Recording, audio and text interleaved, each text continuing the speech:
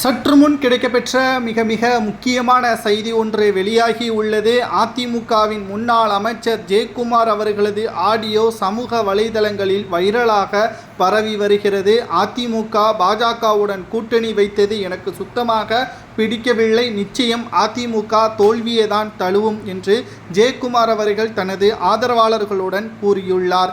இந்த ஆடியோ சமூக வலைதளங்களில் வைரலாக பரவி வருகிறது.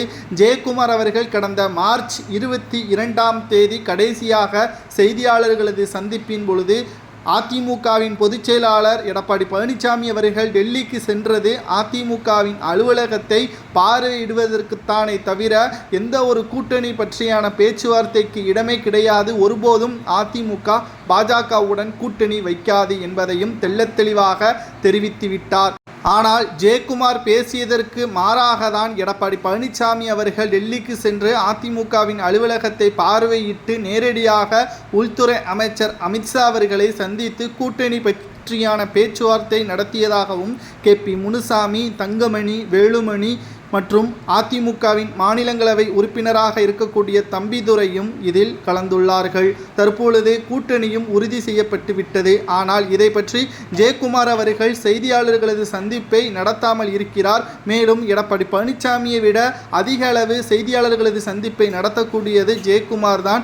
அதிமுகவில் நடப்பது என்ன, அதிமுக அடுத்த கட்ட செயல்பாடுகள் என்ன என்பதை தெள்ளத்தெளிவாக கூறக்கூடியவர் ஜெயக்குமார் அவர்கள். ஆனால் தற்பொழுது அவர் சட்டமன்ற உறுப்பினராக கிடையாது. அதற்கு காரணமும் பாஜக தான். ராயபுரத்தில் 40,000த்திற்கும் மேற்பட்ட ஓட்டுக்கள் வித்தியாசத்தில் ஜெயக்குமார் அவர்கள் தோல்வியடைந்ததற்கு பாஜக தான் காரணம் என்பதையும் தெள்ளத்தெளிவாக அவரே கூறியிருந்தார். இனி ஒருபோதும் பாஜகவுடன் கூட்டணி வைக்க மாட்டோம், அப்படியே வைக்கக்கூடிய சூழல் வந்தால் நான் கட்சியிலிருந்து விலகுவதாகவும் சமீபத்தில் பேசியிருந்தார்.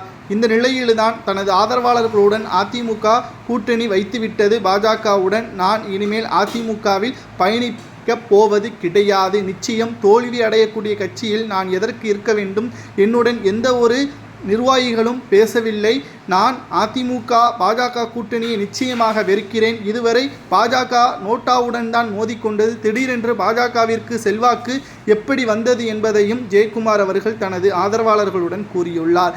அதிமுகவிற்கு இருக்கக்கூடிய ஒட்டுமொத்தமான வெற்றியே மக்களும் தொண்டர்களும் தான். கடந்த 4 ஆண்டுகளில் திமுக மிகப்பெரிய ஒரு மக்களுக்கு துரோகத்தை செய்து வருகிறது.